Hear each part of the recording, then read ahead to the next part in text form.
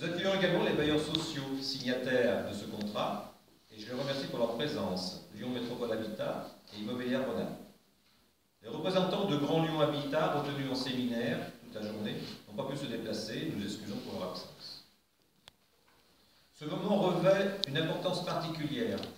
car il rend compte des efforts importants entrepris par la commune pour répondre aux exigences édictées par les lois SRU et DUFLO en matière de construction de logements sociaux dans une démarche partenariale avec l'État et la métropole. Depuis ma prise de fonction, il y a juste un an, en octobre 2015, je m'attelle chaque jour à redresser une situation tendue en termes de programmation de logements sociaux. En effet, avec 69% des objectifs atteints sur la période triennale 2011-2013, Collonges-Mont-d'Or a fait l'objet d'un arrêté de carence, entraînant des sanctions financières lourdes pour la commune, déjà impactée par la baisse des dotations de l'État.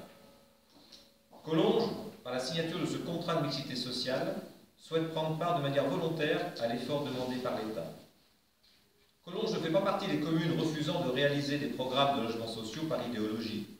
Mais Collonges connaît de grandes difficultés géographiques et économiques qui ne rendent pas la tâche facile,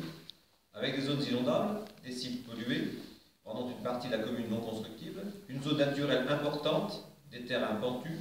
un foncier très cher et un caractère patrimonial important à protéger. Aujourd'hui, Collonges-Mont-d'Or devrait dépasser de 25% l'objectif triennal 2014-2016 qui a été fixé par l'État,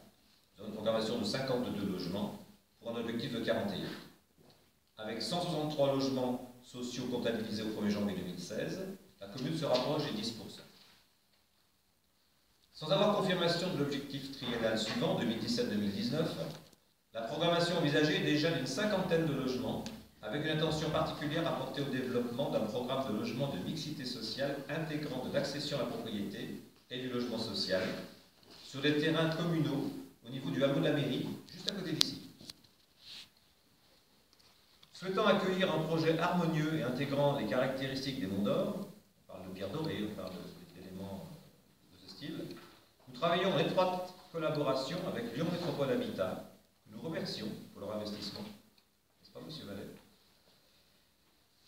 ainsi qu'avec les services de la métropole, que nous remercions également pour leur implication à la personne de monsieur Le Pen.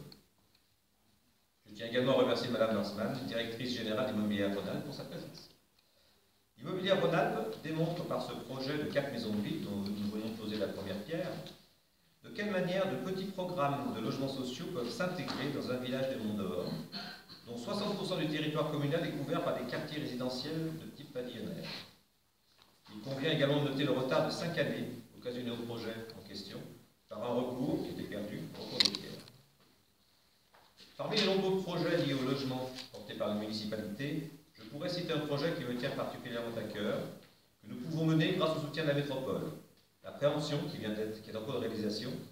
d'une propriété située au 5 Le Pierre-Termier. Sur ce site, les objectifs sont nombreux,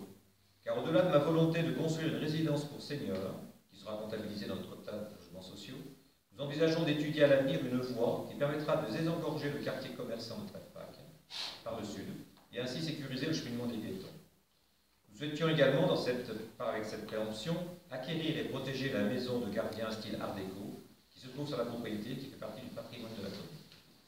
Cet aboutissement aujourd'hui